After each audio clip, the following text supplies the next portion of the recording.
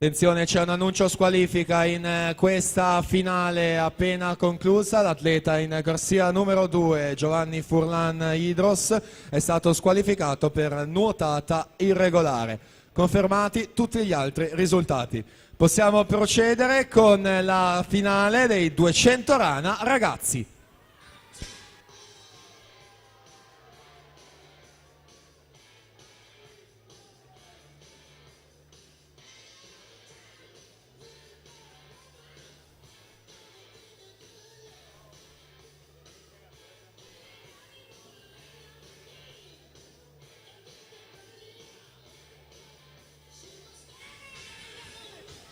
Alla 1 parte Andrea Cescotti, nuoto gemonese. Alla 2 Franco Liwell Natale, nuoto gemonese. Corsia 3 Luca Collot, nord-est H2O. Alla 4 Filippo Coacci, Vissauro. Corsia 5 Filippo De Meneghi, Montebelluna, nuoto.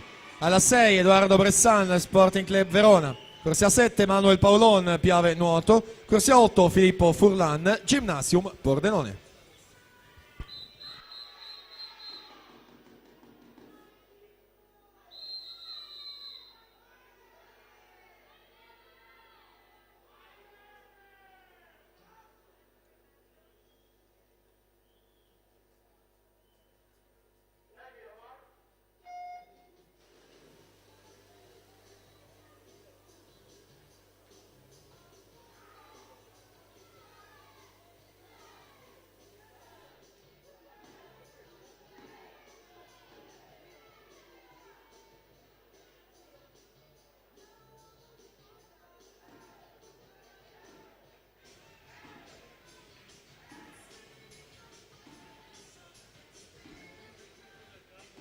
Finale dei 200 rana ragazzi, secondo e terzo anno in corso. Filippo De Meneghi, passaggio ai 50 metri, 31,90. Coacci 32,19.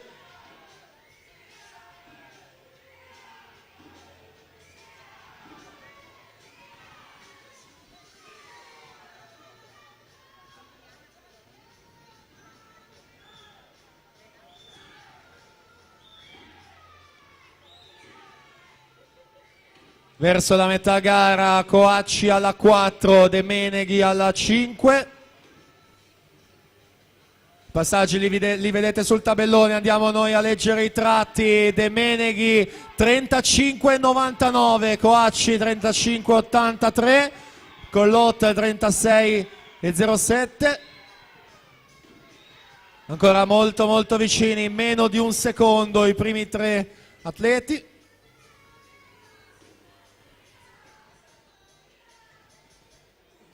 Come sempre i terzi 50, l'abbiamo detto, fondamentali in una gara sulla distanza dei 200. Prova a scappare Coacci in vantaggio ai tre quarti gara, 36,14 l'ultimo tratto per lui. De Meneghi 37,06, si avvicina a Collot 36,41.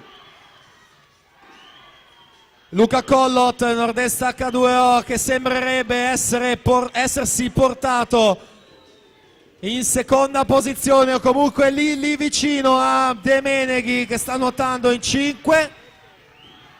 Ultimi metri per questa finale, ancora molto da decidere per le posizioni del podio. Filippo Coacci 2,20,70. Filippo De Meneghi mantiene la seconda posizione, 2,21,72. Luca Collot terzo, 2,22,64.